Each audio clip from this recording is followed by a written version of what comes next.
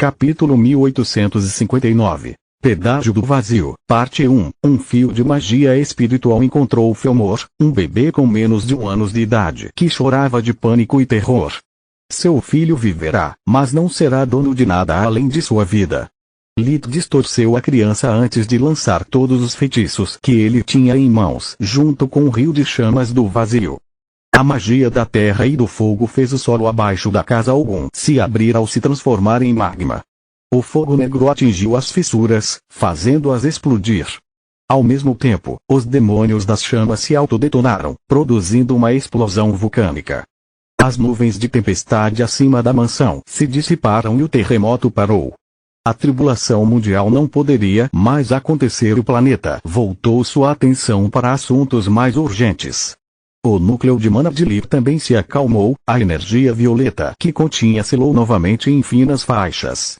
O que quer que Mogar e seu núcleo quisessem dele, ele falhou com os dois pela segunda vez em um único dia. Enquanto Lit e Tista se teleportavam, o solo inchou e lançou um rio de lava que devorou tudo que a linhagem Yogun já havia construído e matou quem ainda não havia fugido. Fremon e Senia morreram alguns segundos depois, quando o magma os engoliu, mas a sua agonia pareceu durar horas.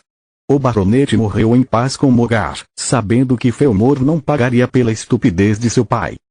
Senia, em vez disso, morreu com o coração cheio de ódio por Orpal, e seu espírito se viu incapaz de partir. Enquanto isso, em Valeron, a corte real testemunhou uma pequena mas antiga casa se transformando em um vulcão ativo, deixando uma cicatriz na lústria que combinara com aquelas deixadas na força vital de Lit. Vocês veem isso, seus idiotas? Pionia deu um tapa na cara dos chefes das antigas e novas famílias com tanta força que eles cambalearam e sangraram. Esse é o poder que você perdeu. Esse é um inimigo que você criou. Enquanto Pionia falava, Kila e Camila odiavam por falar sobre Lit como se ele fosse apenas um pote de magia com rosto. Ela também lembrou Vastor dos motivos pelos quais ele pensou em ficar de fora da guerra, mas sua promessa a Manoar o vinculava.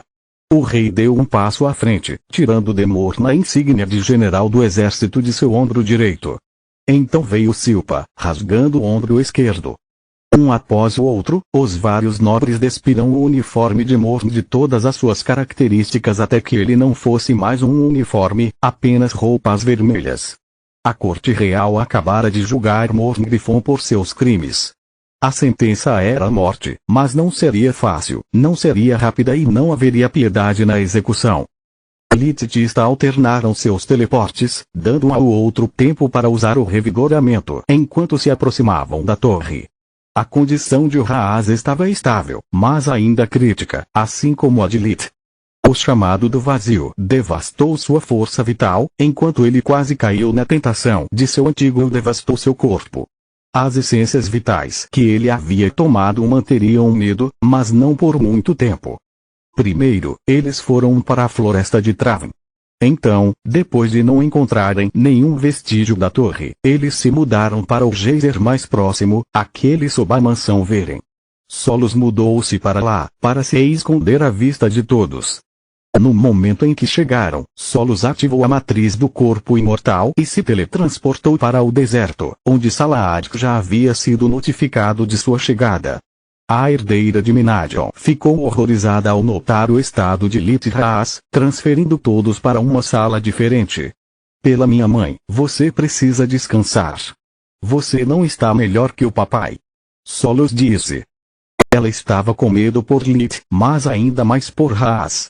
Enquanto seus ferimentos evocavam as memórias da morte de Caro para Lit, Solos continuava vendo seu pai, Tren, explodindo continuamente. Ele morreria rapidamente enquanto no fundo Menadion era morto por Bitra. Ela havia perdido sua primeira família e a ideia de perder também seu novo pai fez toda a torre tremer de medo. As luzes diminuíram enquanto Solos teve que lutar contra suas cicatrizes mentais apenas para continuar de pé. Pensaremos nisso mais tarde.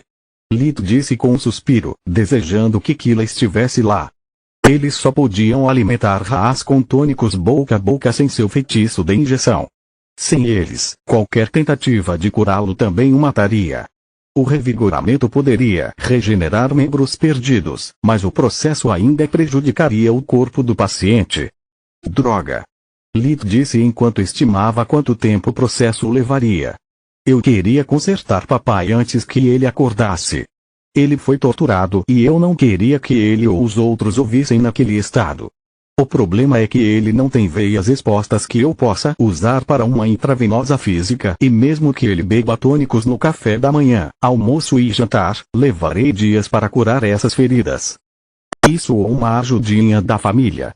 Salaak disse, um pouco irritado por não ter sido levado em consideração. Eu não mexo com coisas que acontecem fora do meu território, mas sob o meu teto, nenhum dos meus filhos pode morrer. Ela teceu a magia da criação e do renascimento, colocando a mão direita na testa de Raaz e a esquerda na de Lit. Solos preparou dezenas de tônicos e o Overlord abriu todos eles com um movimento de cílios. O líquido leitoso preencheu as rachaduras do corpo do Tiamat, infiltrando-se sob suas escamas e pele. Ao mesmo tempo, também entrou pelos poros e orifícios de Raaz, ao mesmo tempo que se acumulou nos tocos de seus membros perdidos. Lit pôde ver através de seus olhos de Tiamat e do aperto demoníaco como o feitiço de Salaak funcionava. Ela estava usando a magia da criação na matéria inanimada dos tônicos para dividi-los em seus componentes individuais.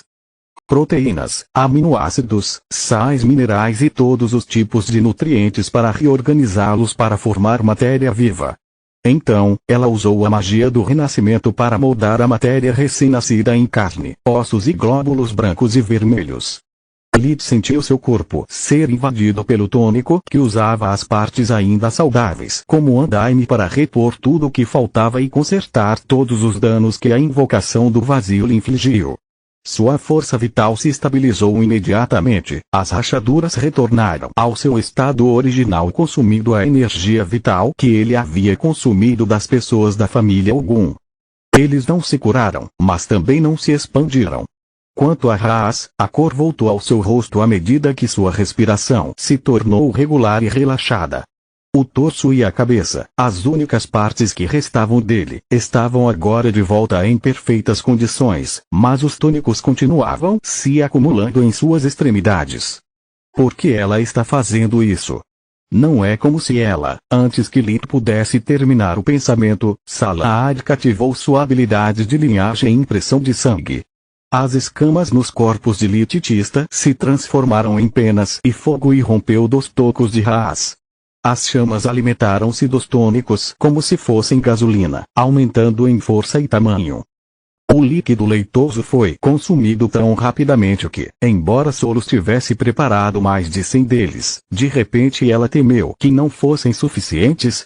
Capítulo 1860. Pedágio do Vazio, Parte 2. Os 4 jatos de fogo continuaram crescendo enquanto o Overlord continuava alimentando-os, mas não queimaram a pele de Raaz, não importa quantas vezes suas chamas tocassem seu corpo. Assim que cada um dos pequenos pilares atingiu o tamanho do respectivo membro perdido, eles se extinguiram repentinamente. Em seu lugar, havia agora 4 longos feixes de penas pretas que lembravam halitos espanadores de dramas históricos. Além disso, eles o lembravam das penas que agora decoravam seu próprio corpo e que ele já tinha visto em sua forma de dragão pena do vazio. Penas negras. Papai é uma fênix das trevas? Lit perguntou. Não.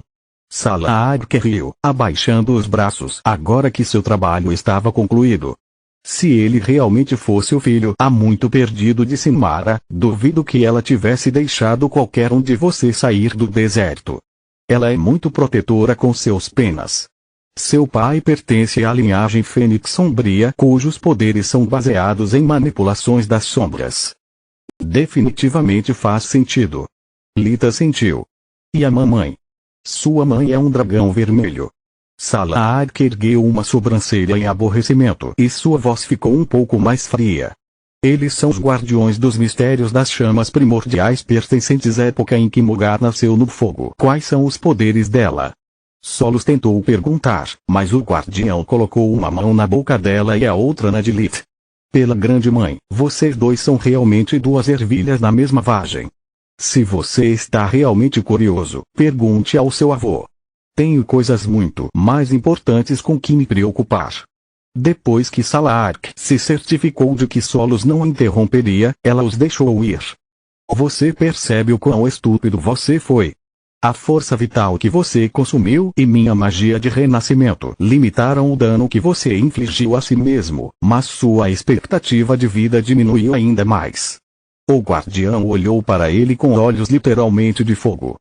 Chamas brancas irromperam de suas íris, produzindo pequenas colunas de fumaça. No entanto, ela não parecia assustadora, apenas uma mãe furiosa repreendendo seu filho rebelde. Eu sei. Lid suspirou e Solos engasgou de medo. Baba Yaga me avisou, mas eu precisava desse poder para salvar papai. Somente o chamado do vazio poderia manter os guardas reais afastados e evitar que seus captores o matassem ou o transferissem para um local diferente. Cego e cercado por demônios, não havia como eles abrirem um passo de dobra. Não sem as coordenadas dimensionais de seu ponto de entrada eu vi o que você fez. As chamas desapareceram de seus olhos quando ela pegou o rosto de Lita entre as mãos e o acariciou suavemente.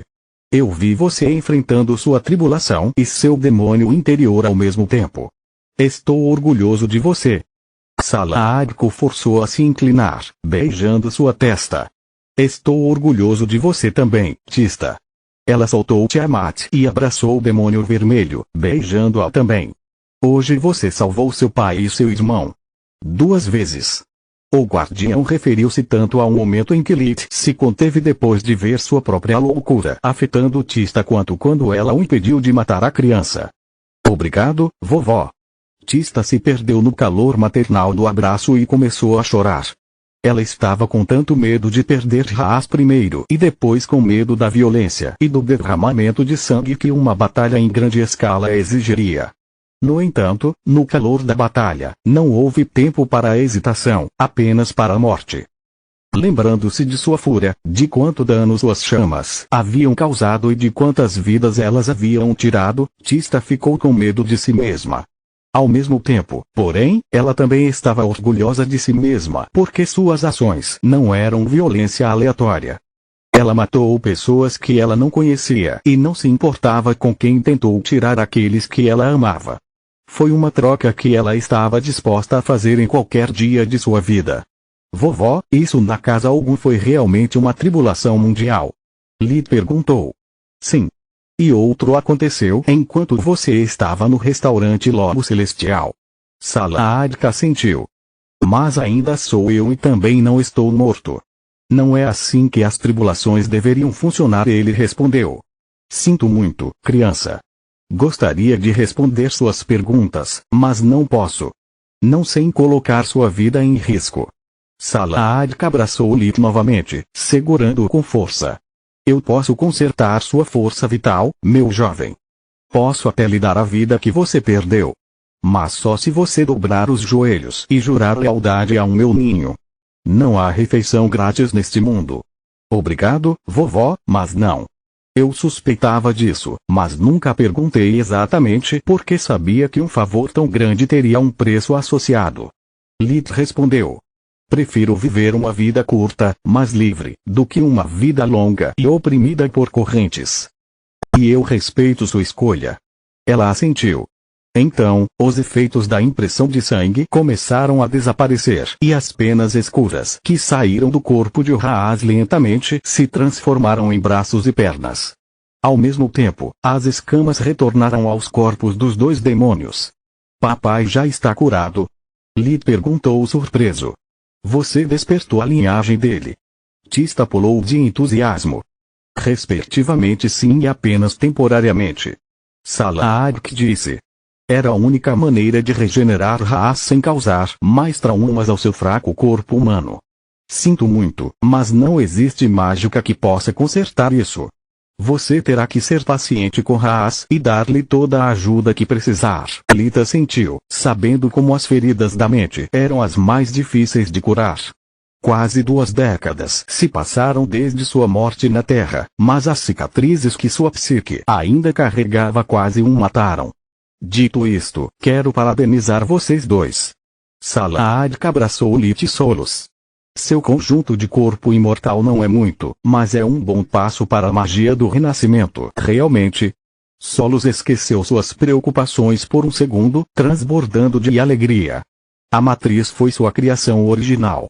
Sim, mas chega de falar sobre trabalho, Lid, segundo a mãe de todas as fênix disse, trazendo um pequeno sorriso aos seus rostos. É hora de deixar sua família entrar. Esses pobres coitados estão morrendo de medo. Pela minha mãe, você está certo. Solos trancou todos dentro de seus respectivos quartos e então ela se esqueceu deles. Quando ela os transportou para o coração da torre, onde estavam todas as matrizes, os olhos de Elina estavam vermelhos. Seu rosto estava manchado de ranho e lágrimas depois de ter sido deixada sozinha com Aran até aquele momento. O menino ficou apavorado, implorando a mãe que o trouxesse de volta para casa e perguntando sobre seu pai. Senton e Ren ainda abraçavam os trigêmeos e um ao outro enquanto Leria se agarrava a ambos. As feras mágicas das duas crianças esfregaram o focinho no rosto, enxugando as lágrimas, mas foram impotentes para acalmá-los. No momento em que se viram e o resto da família finalmente se reuniu, gritaram de alegria e alívio. Graças aos deuses você conseguiu. Você salvou seu pai. Elina deu um rápido abraço e beijou em Tista e Lita antes de correr para a cabeceira do marido. Continua no próximo vídeo.